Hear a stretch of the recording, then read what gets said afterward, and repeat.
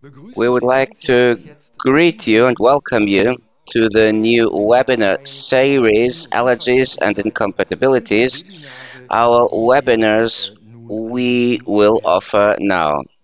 Welcome from my side. I'm glad to have you here. We have planned a lot with you.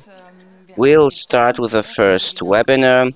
We want to do 4 webinars in a row, which means a lot of technical knowledge for you, and I'm sure that you're going to stick with us till the end because it's going to be interesting.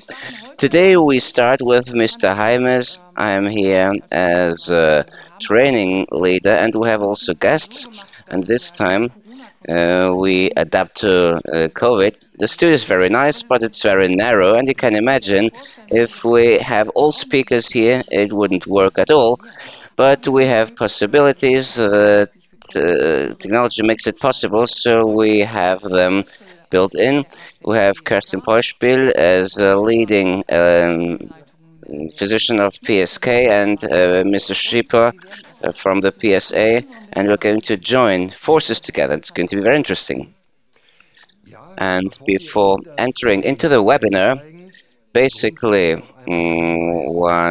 some legal information on the webinar. Please remember that the information, advice, and solutions provided come from almost 40 years experience, yet they don't replace a visit to the physician or the therapist. We would also like to remind the different paths we present here, and the effect of the bioenergetic oscillation has not recognized by classical conventional medicine in spite of clinical prospective, double-blind randomized, placebo-controlled studies. And we're working on that.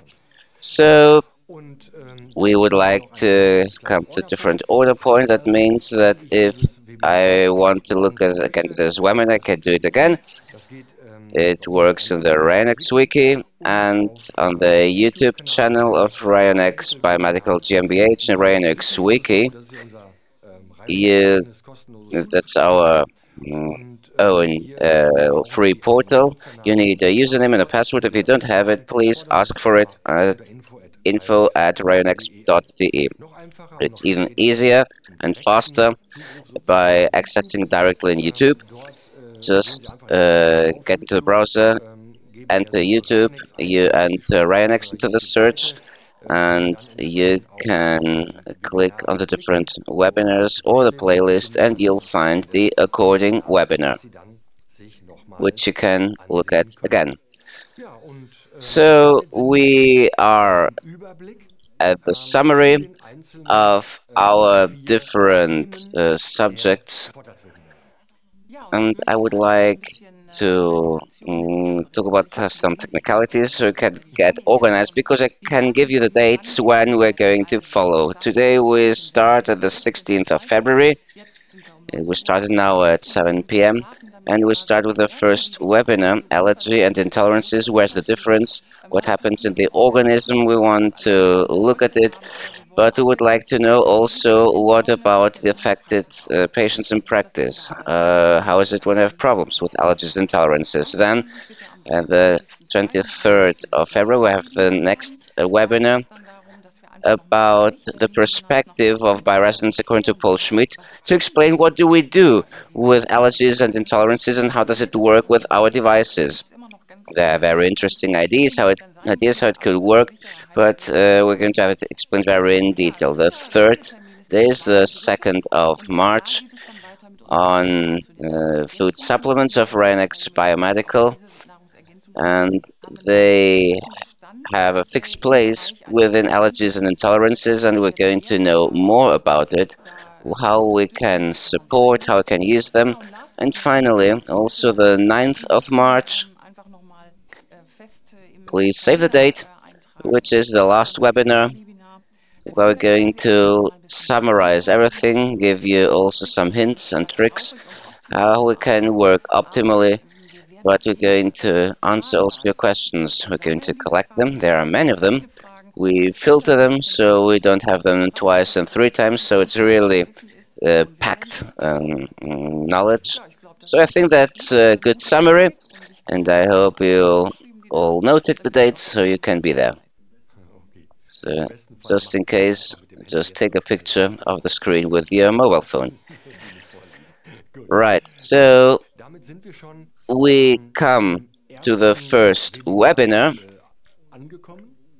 and how do we follow now? Well, the first webinar, as I indicated, first we explained how it works, but we really want to know what occurs in the organism. We'll moderate everything, and we're going to take our competencies on board with Mrs. Schipper, the head of studies of the Paul Schmidt Academy, and she's going to explain the processes in the human organism, what happens during an allergy and an intolerance. It's also very important. The difference is because there is a big difference.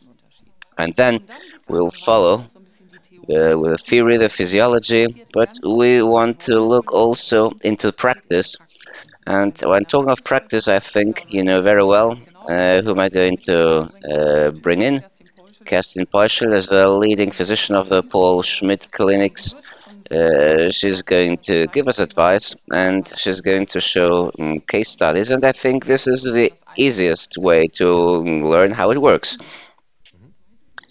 The second webinar, as I said, it's definitely, well, we got the overview of the first one. Then the second, we want to know exactly what about intolerances and allergies. We're going to know everything about spin, the polarizer. I think you know what it is, but how to use it correctly and what is behind, this is very important precisely in this area, and I would like to show you how we can use the new modules and how we can create a therapy. Mrs. Bunkenburg, I would like to call in because last year we managed one thing at Rhinex Biomedical. The time we usually travel at international level and hold the different presentations, which was not possible due to the pandemics. We've been spending here in the office, and we've been able to work very much in developing, and the development of 6 new software modules last year, I really still can't believe it. And that we can present here the global test, I think this is something great, and I'm looking forward to it. Right, so we come to a third webinar, and we'll enter into the world of food supplements, because I think you all know it. It's very important to us. They are not there just like this, because we can use them by adding, and we can do very good things. We have our product expert, Mrs. Hasano, our eco-trophologist, and you can take some hint. I think these are things you perhaps don't know precisely, so a new aspect. And then it seems very fast because it's going to be 4 weeks. We come to the last webinar, and I told you already, I can promise you that we're going to summarize everything because it's very important. So in order not to lose something, so everything gets understood. So you're going to answer your questions. It's really a very big myriad of questions. So I think we've always answered all questions. So we're going to manage it again, and let's see what comes together in these webinars. Right, and I think we are going to submit our therapy and advice center, where we have many questions. We're going to introduce it also in these webinars, because we assume that we're going to get several thousand questions, and in any case, we're going to work through them either by selecting them here and showcasing them in the fourth webinar, or even answering them through email or by phone. You also can write whether you want to be called or you want to get an email, so we adapt to you. The important thing is that your questions are answered, and we're going to make an effort for that.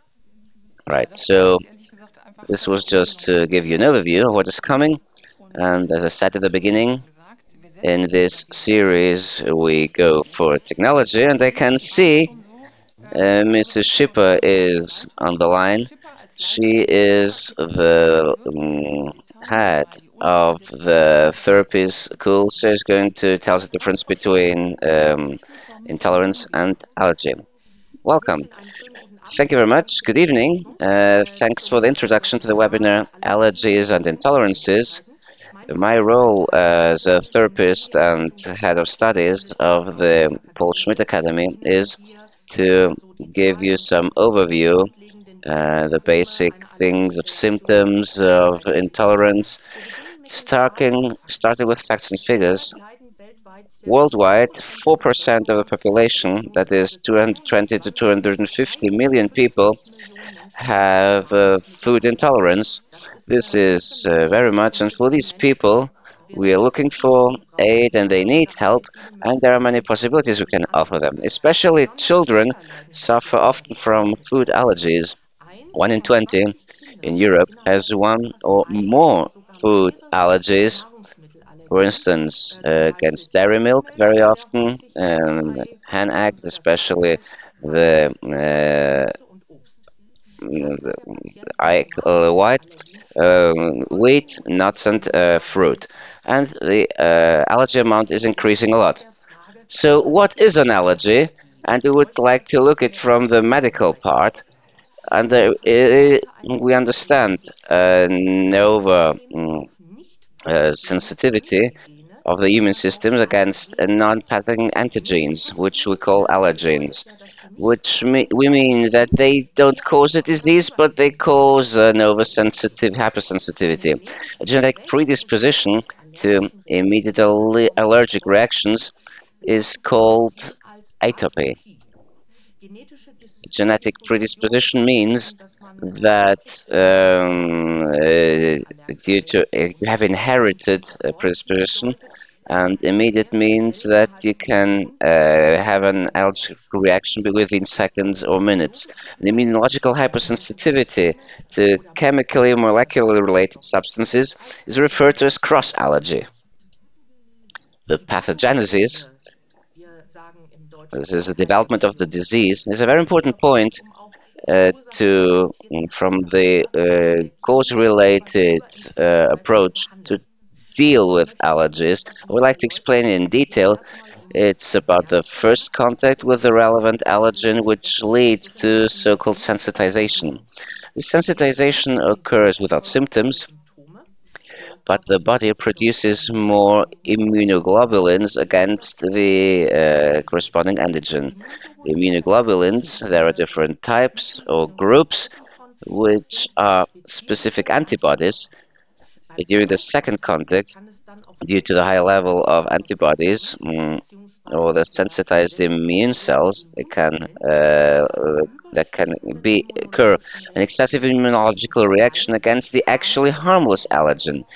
And here the pathomechanism, the disease mechanisms are clearly represented. The body overreacts at the second contact. There is antibodies are created, and we have overreactions. In the so-called cross allergy, even the first contact can lead to allergic reactions. Causes and development factors, we are approaching the most important points to diagnose a cause-related way. First, we have hereditary factors. Genetic factors always play an important role, and in the clinical history should be asked for. Skin irritation or skin barrier damage, these are weak points because when the skin is irritated, and skin barrier damage means, for instance, when the pH is damaged due to wrong hygiene or care, because the skin should have a stable acid protective layer. Marked allergen exposure, which means that the patient gets in contact with many allergens, and this can lead to hypersensitivity or allergy. Infections, as such, basically we think of bacterial and viral infections. There are also infections by fungi or parasites. They need to be taken into account because the body defenses are affected. Psychological factors and stress are always a very important point because in no disease you must not set aside the psyche. They always need to be taken into account. Changes in the physiological intestinal flora, and here I thought of that, of telling you, for instance, if a patient has frequent antibiotic therapies over the year and over his or her life, because this changes the physiological intestinal flora, we have a certain bacterial flora, which is important in order to keep the bodily or immune system within the intestine.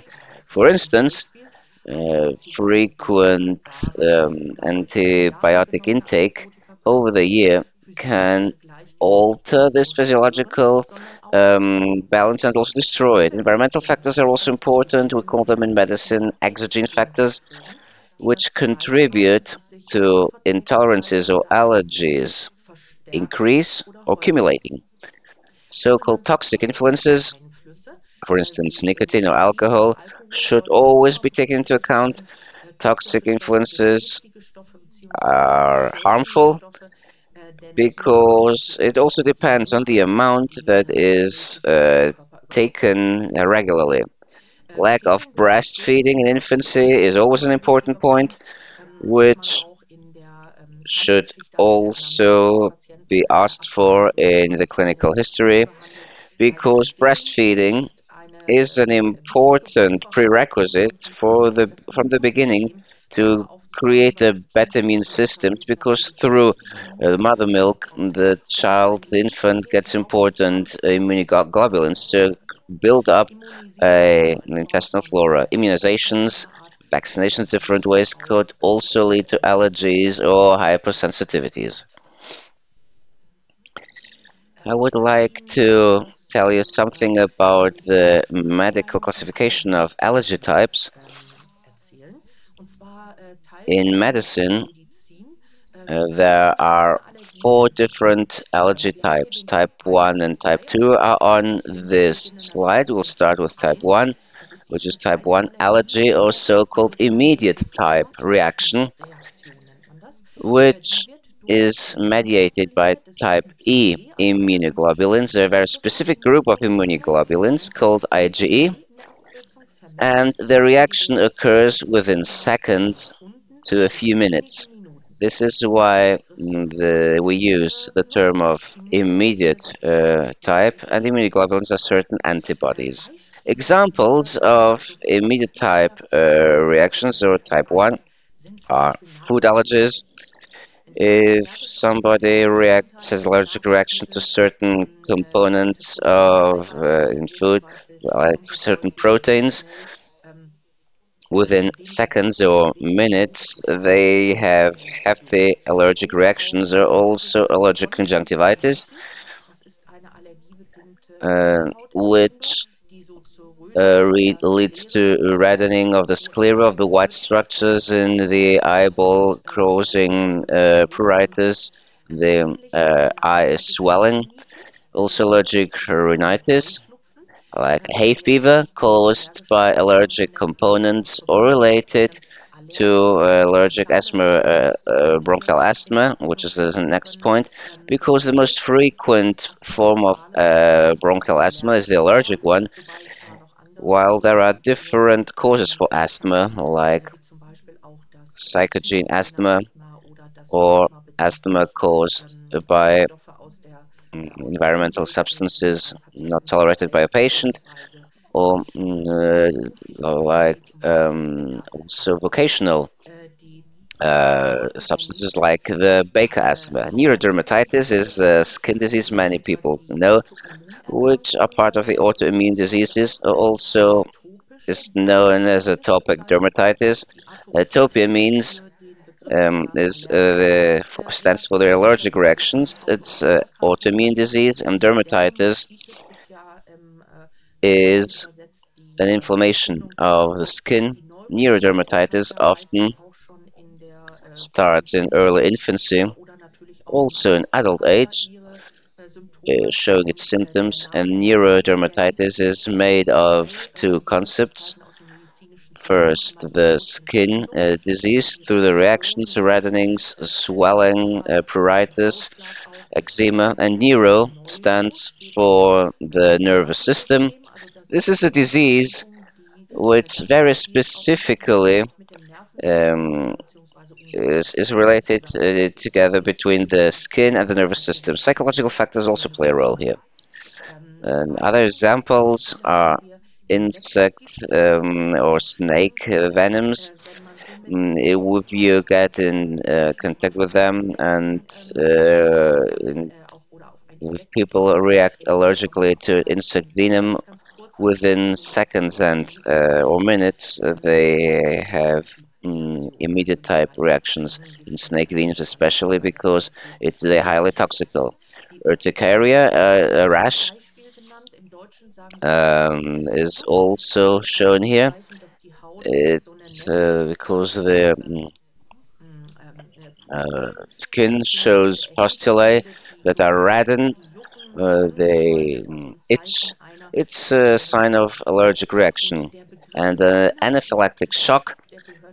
This is an important example because type 1 allergies also can be termed as anaphylactic reaction or in connection with a shock. It's a shock type because several types of shocks which are very quick and hefty, and they even can pose life and danger. In case of anaphylactic shock, it needs to be dealt with immediately because there is a choking hazard and collapse. Type 2 allergy, the so-called cytotoxic type, is mediated by immunoglobulin G or M, which are subtypes of immunoglobulins.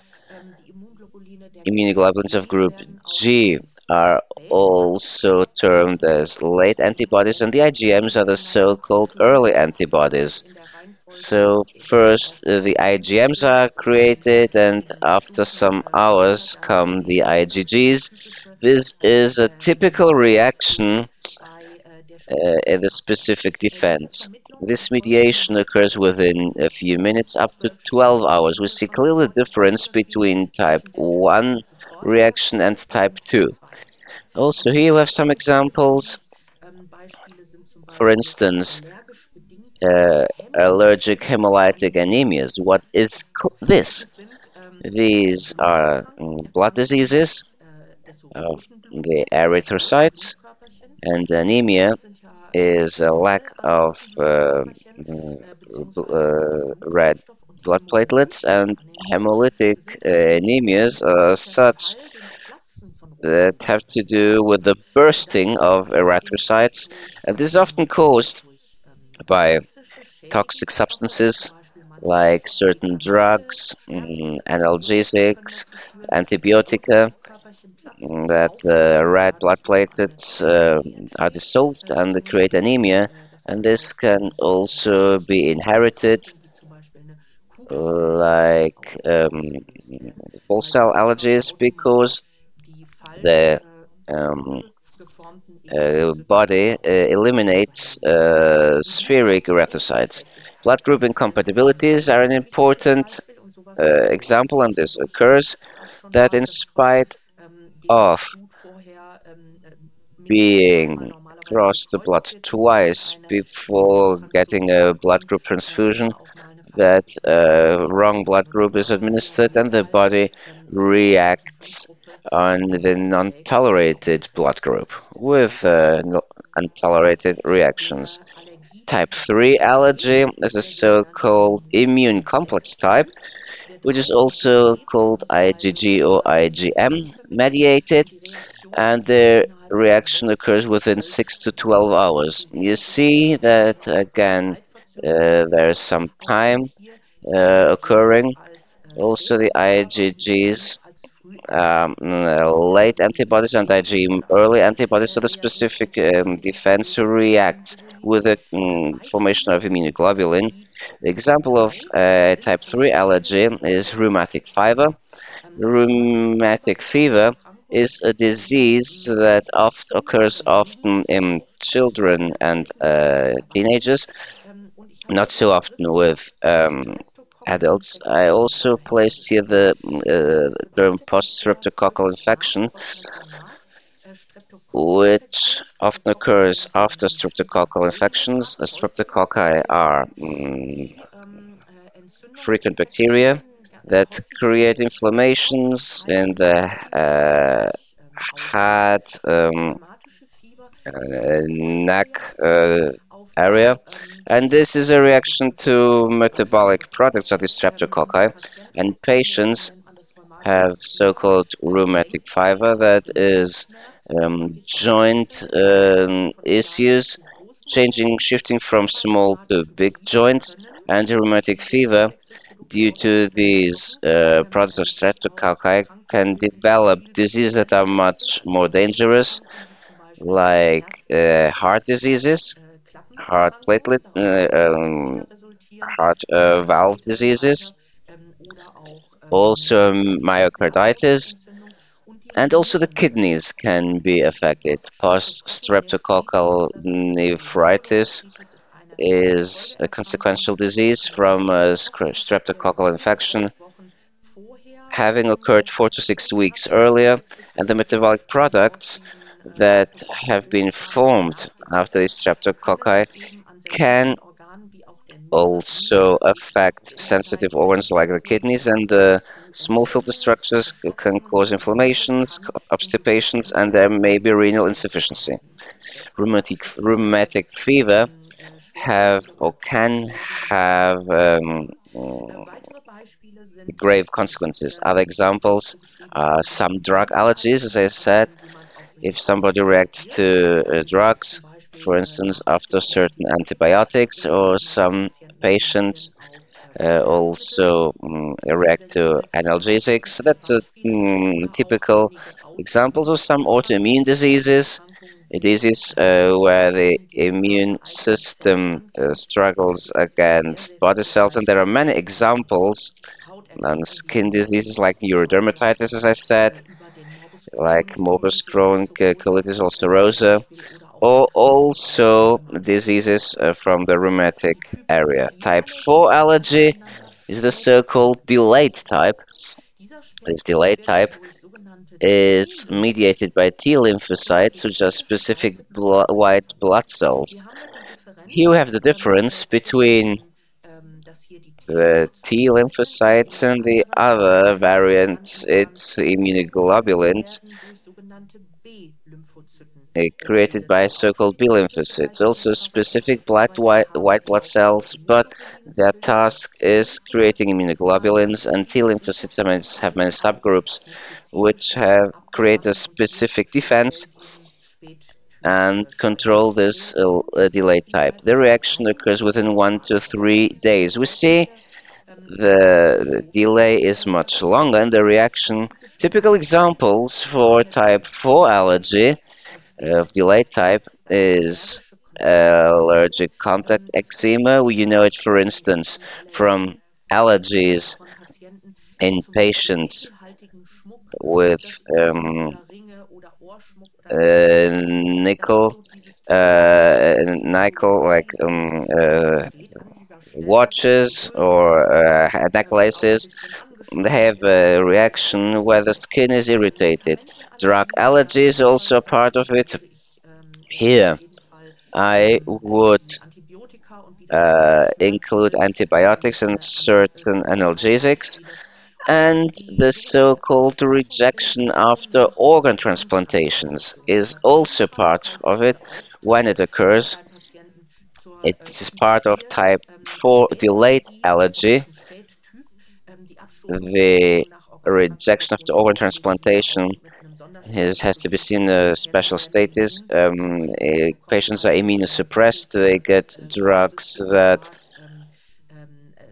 reduce strongly the immune systems, So this organ can be retained because it's a foreign organ, and the body also is showing a reaction which can which should be counted to the delight type. Food intolerances. What do I understand under it?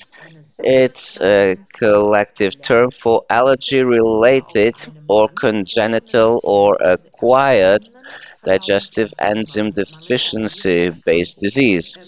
We make a difference between the congenital, which we have from birth, and others that can be acquired over life. We call the talk of acquired diseases and digestive enzymes.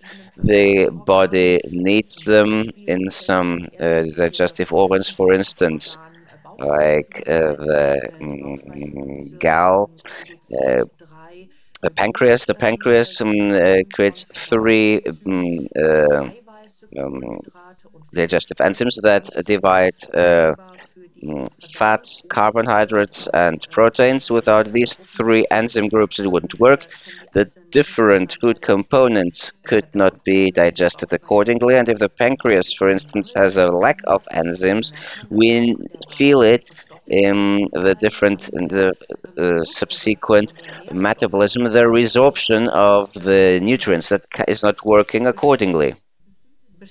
Certain food ingredients can also cause a rash, like these typical of reddenings that are often localized or even sometimes generalized all over the body, creating a rash. Some patients react very quickly by vomiting or diarrhea, which is a typical disintoxication reaction of the body, which often causes that vomiting from the digestive apparatus of these components, these ingredients, they are expelled,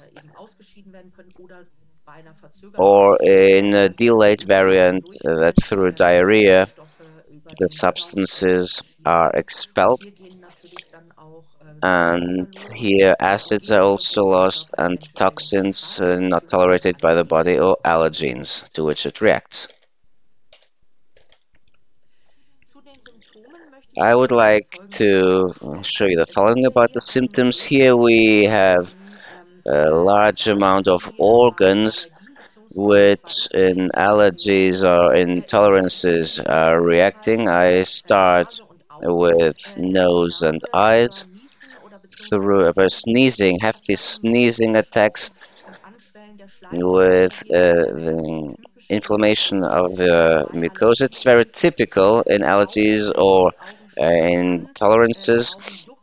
Also, eyes are swelling or itching, also in mouth and throat. The lips can swell, also itching in the throat. If you took an ingredient you cannot tolerate, you should listen to your body. Also, swallowing troubles, or also narrowness in the throat. The respiratory ways react first through coughing, asthma. Here, the bronchial asthma is a reaction. We talk of allergic bronchial asthma with respiratory difficulties, and the creation of mucosa in bronchia is typically characteristic for an asthmatic disease, and expiration is important, is difficult. Also, hoarseness is typical in affection. The skin is reddening, there a rash, urticaria, as I said, is created. Eczema or neurodermatitis are typical reactions with allergies. Neurodermatitis is often a disease that is congenital and is often termed as atopical. The cardiovascular systems reacts with fatigue, heat attacks, headache, dizziness, tachycardia, vascular collapse, to up to shock, like an anaphylactic shock, the allergic shock.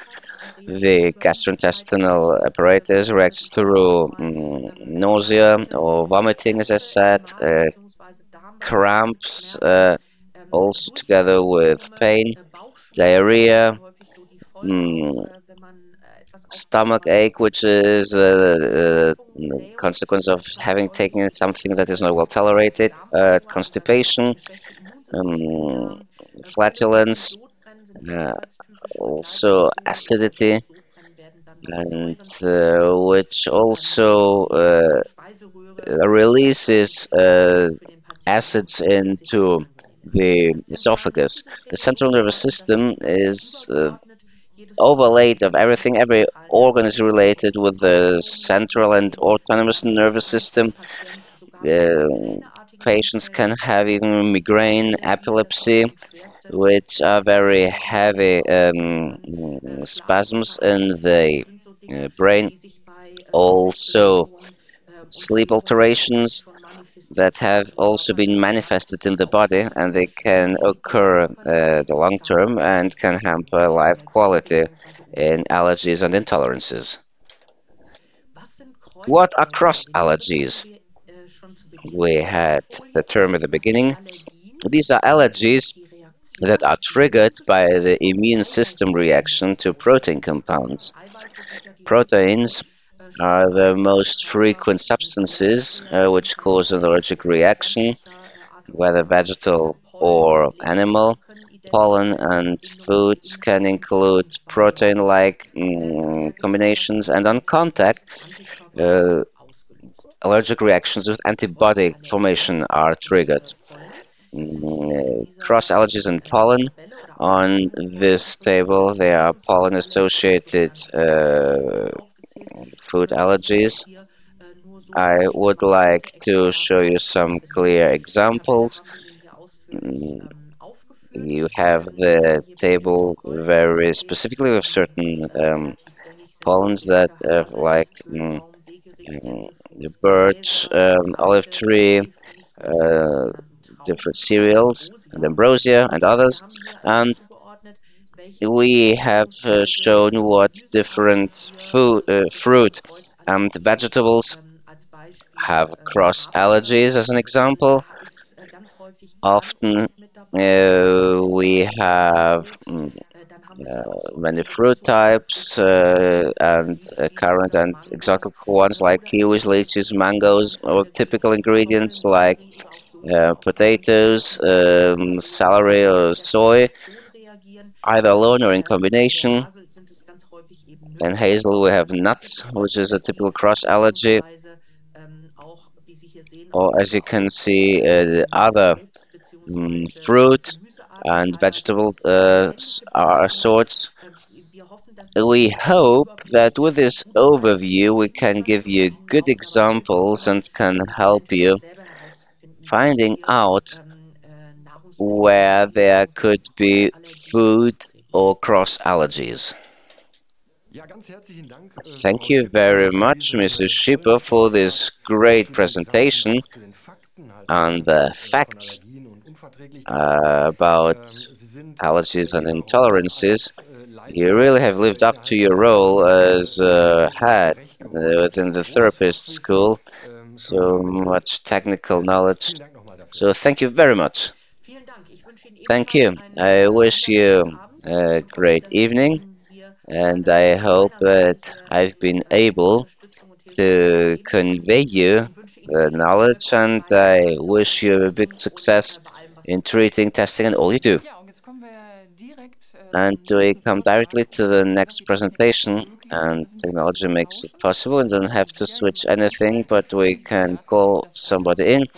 I'm happy to have Mrs. Peuschel from the Paul Schmidt Clinic because she has a lot to do. I know we are still marked by the pandemic. She is also emergency physician, so she has several tasks. So it's really great to be able to listen from her how allergic patients are dealt with in practice. What can we do, and what about combination between conventional medicine by residents according to approach me.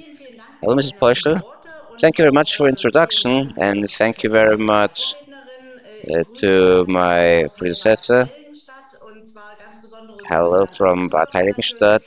Greetings to the audience and Mr. Heimers and Mrs. Bunkenburg. I have the nice task of showing you several examples from my own practice on allergies. We heard what is out there. You heard that allergies are basically a reaction to harmless environmental substances where the cells reacted. We've heard that there are four allergy types. Type 1 is immune reaction, or type 2, the cytotoxic or membrane reactions through antibodies and membrane complexes, or also the third type of allergy. These antibodies, antigen complex in liquids, or also type 4 with immune mononuclear cells, which get to the place of the antigen. Apart from these allergies as such, including these four types, there are the so-called autoimmune reactions. They are subsumed under the term of allergy, which is not fully correct because they are reactions against body components which are included in the allergies. If there is some stimulus, an external stimulus that triggers this allergy, for instance, a patient that has cut the finger, where there are Germans that usually have local inflammation. With this patient, usually through this inflammation, and the thumb, for instance, it would create an autoimmune reaction with an allergic vasculitis. This would be such an example. Such cases of occur often. These are non-specific reactions to drugs or food. The stimulus is non-specific. As a difference to true allergies, we don't have an immunologically defined body reaction.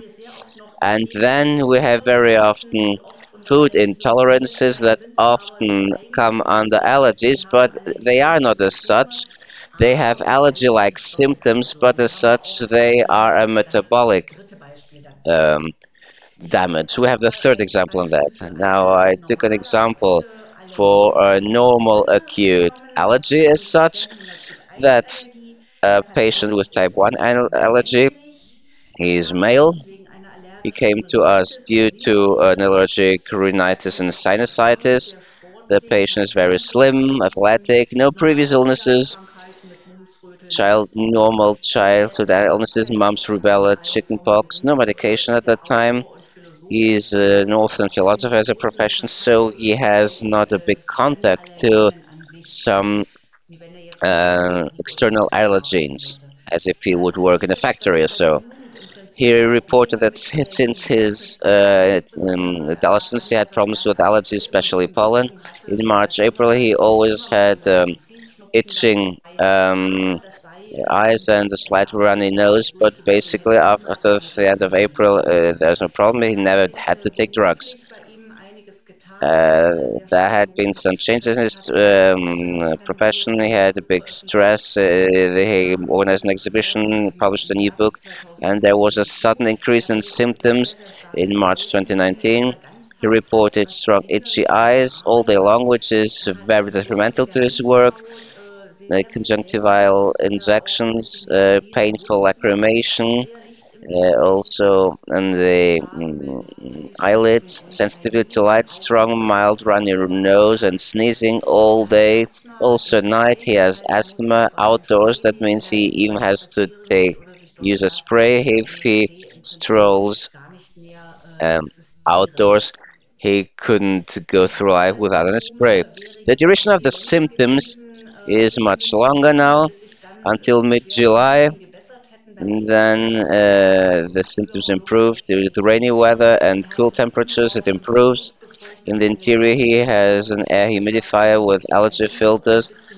That brings about some alleviation, but not so much. You have some stool findings. You see a slight reduction in protective flora.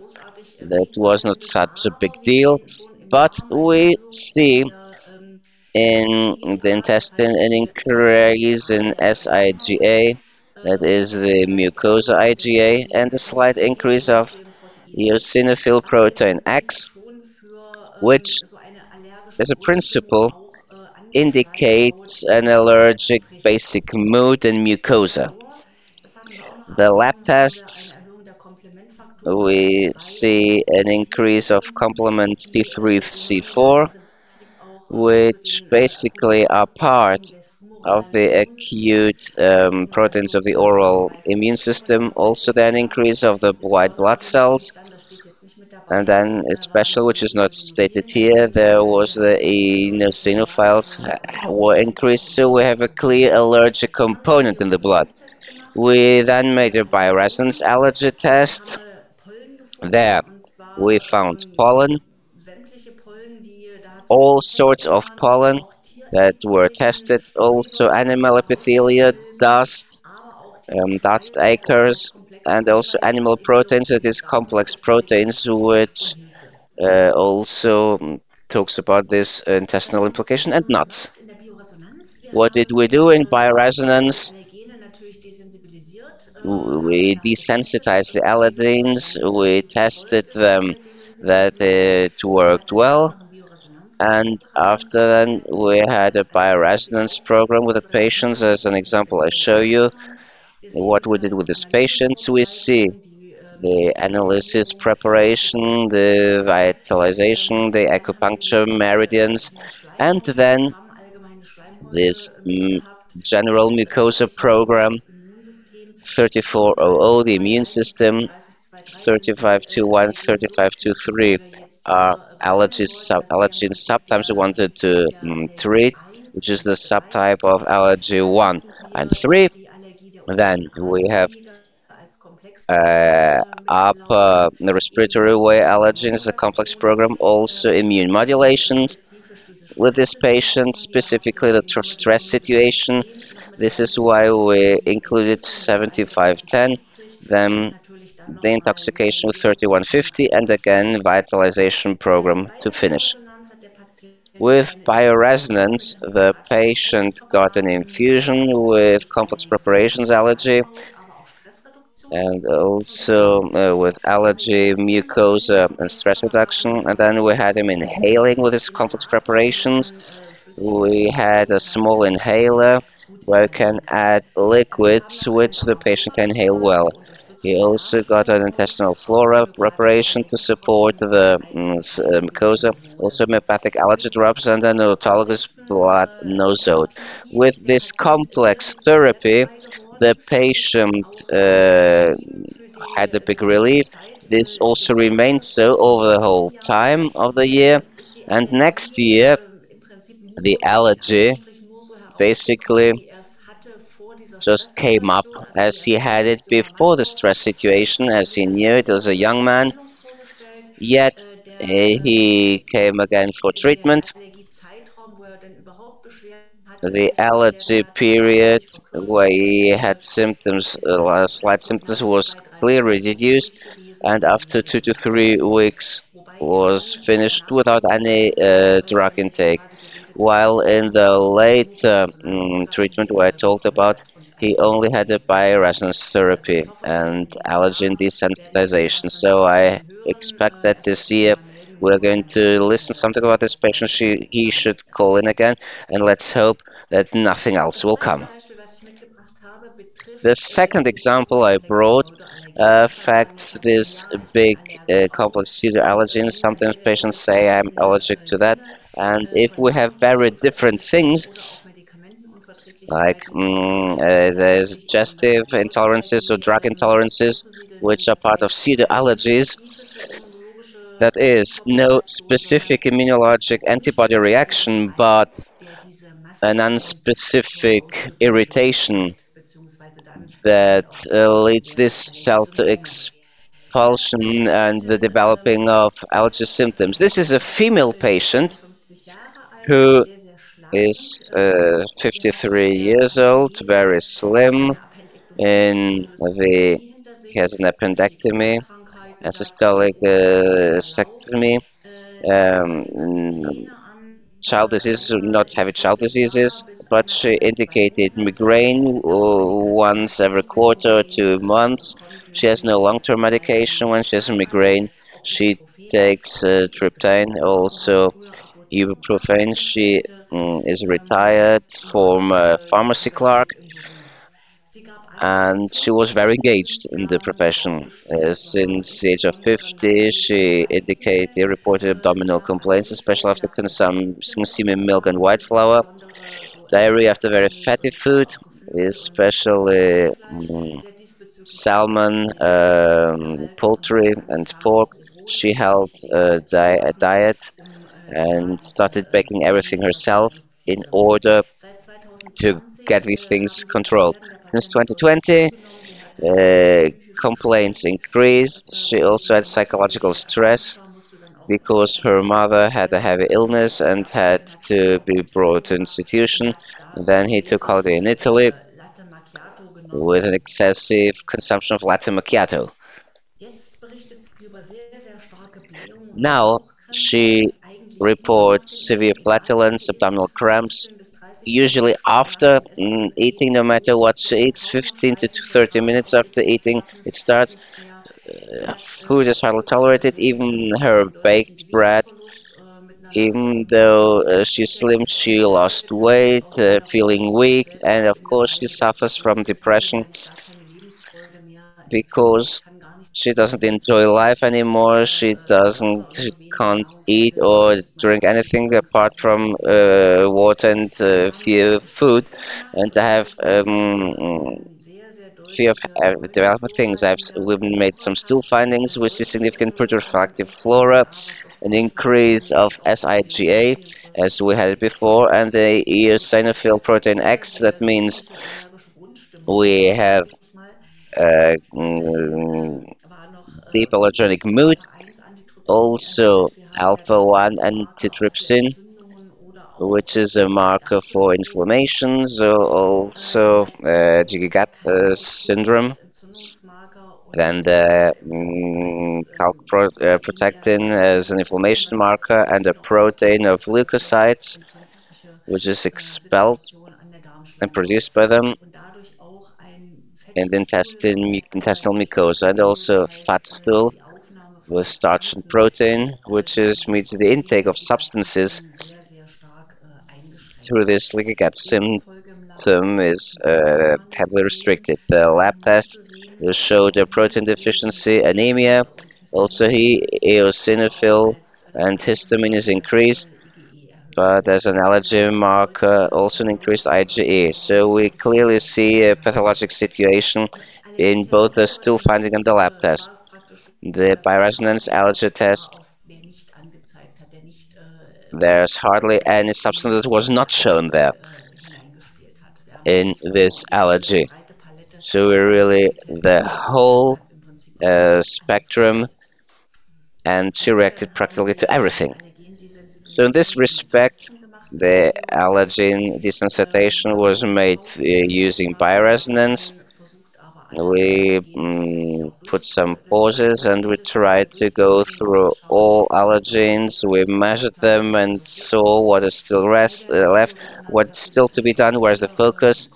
The bioresonance also here with complex preparations for as an infusion, leaving the gastrointestinal apparatus, mental stress, and allergy. Intestinal flora preparation was also given, but in combination with colibagen and mirinilin test, and as an acute medication. So she would be even able to take food.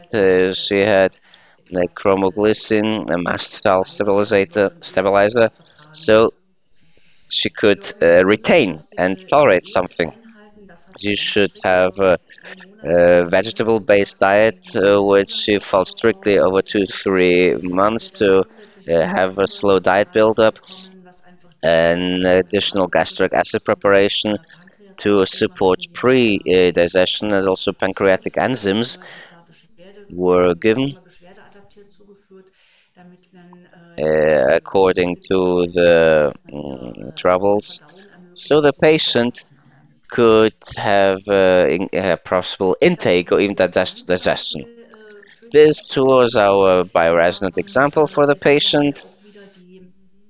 You can see that we have the general analysis, vitalization and acupuncture meridians. 934 is a general enzyme program. Also 947 deals with enzymes, liver and pancreas. Then we have 34 as a program for the immune system.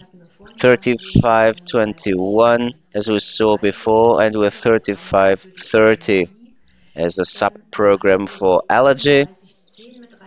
Then we have 3710, a program lymphangitis.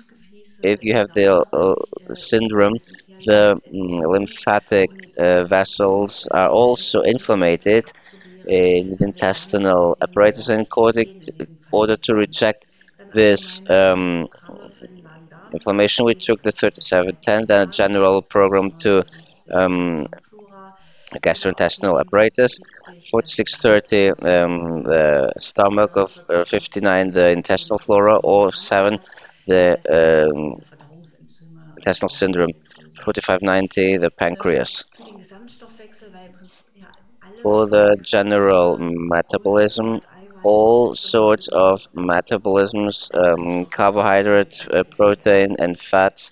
The general metabolic program 5000, 5560 is an addition because the patient had this migraine, while with patients with Legret syndrome, they have migraine-like headache because they taken toxins often overcome this barrier and can cause these headaches. For 6427 is histamine in the program. It's very important because it plays a very important role. And 7019 is again a program for digestive organs altogether.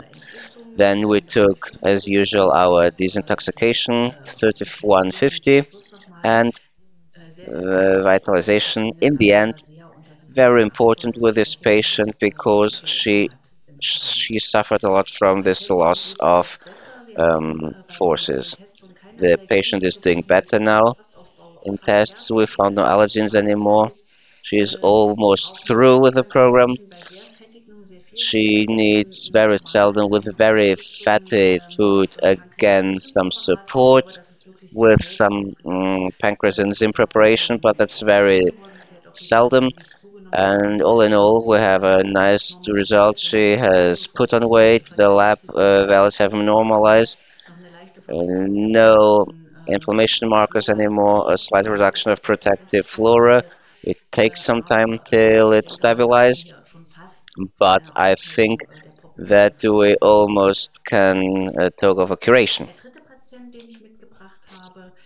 The third patient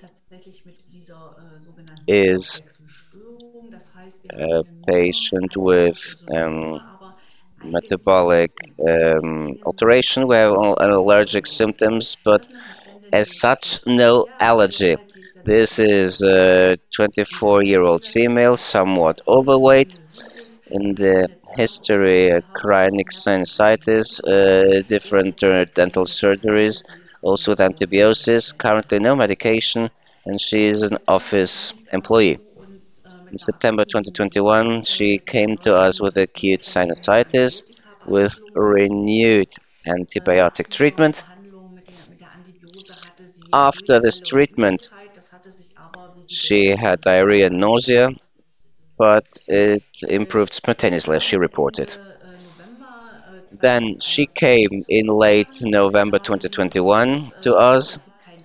Sinusitis had disappeared, but she complained about flatulence, tiredness, abdominal cramps, and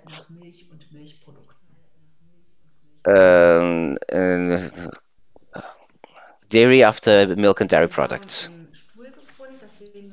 So, in still findings, as we see here on this slide, we have an increase of putrefactive flora in the stool findings. The SIGA in the mucosa again is increased. The blood lab test was unremarkable. Then we made a breath test, which was lactose positive. That means an intolerance to lactose. In the bioresonance allergy test, this showed clearly we held a reaction on milk, dairy products, and animal protein. That is big proteins in all. So what did we do with the patient? Of course, we had an allergen desensitization, which was used, let's say, for with allergic symptoms, even though there was no allergy, but symptoms like an allergy. We desensitized them. They gave her a intestinal flora preparation according to the stool findings, and she was administered lactase in order to reach an enzyme substitution. Because not always it is possible to have or to avoid all milk or dairy products, especially if you eat in the office kitchen. Then, if you gave the patient the infusion therapy complex, cool remedy allergy, mucous membrane with oral complex preparations, and in case of emergency, chromoglycin to reduce the expulsion of mast cells. The mm, patient had a vegetable-based diet with slow food buildup. Here again, the example of bioresonance. We start with the analysis preparations, vitalization, and acupuncture meridians to prepare the body for the following skin therapy. Then we work with 942 and 43, taking two enzymes which play a role with lactose intolerance. It's the deshydratase glucosidase and lactase and beta-1 galactosidase. Then with 3400, we went to the immune system, and here with the subgroups 3521 type 1 allergy, even though lactose intolerance is per definition metabolic disease and no allergy because it has all the allergy symptoms. 3710 we said before with lymphangitis and lymphadenitis, which is very important because with all intestinal associated allergy forms you can have a clear thickening of the mesenterium in the TC in ultrasound where the lymph tissue is inflamed. In the patient, as she showed in the clinical history, this sinusitis, we included 4220, the sinus, but also 4640 for the 4650 for the small intestine, big intestine, and 4770 for the irritating testing because the symptoms show the symptoms. 6427 is in again with our histamines, and 7019 is a general program for the intestinal organs, especially for the intestinal speculation. For the final program, we took again 3150 and the vitalization to round it off. So these were three examples. In this patient, the treatment is still underway. The clear improvement has been stated. We are in the phase of diet buildup, and once the treatment is finished, we'll go through test through the allergens, again a breath test, and of course a kind of stool analysis, and then we can see where we are and how it's going to be later with a diet after finishing treatment. These were three examples from our practice, from our big area of allergy and allergy related symptoms and diseases. Of course, we could show many more examples, but we said, okay, let's have a picture of a so-called important allergy, an example from an intolerance and intolerant reactions to the allergy, and an example from a metabolic disease, which is in this area, and we've seen that in the treatment it's similar. Right, so thank you very much for your attention. And in case of questions, I'm sure that you can ask them through the relevant usual email. We're going to answer you as fast as possible. I wish you a nice evening. Greetings from Heiligenstadt, and also to Mr. Heimes and Mr. Spunkenburg, and have a nice week. Well, Mrs. Peuschel, thank you very much for this great contribution. You clearly see that theory is nice, but practice is unbeatable. It's great to hear how effective this can be used here in this webinar series on intolerances and allergies. It was great, I think. Yeah, it was really very interesting. Precisely the practical example. So thank you very much and see you soon. Bye. And this is the end of the first webinar from the series on intolerances and allergies. Thank you very much for watching, and we would like to remind you the next date. The second webinar will be taking place on the 23rd of February 2022, also at 7 p.m. And save the date. See you. Have a nice evening. Bye.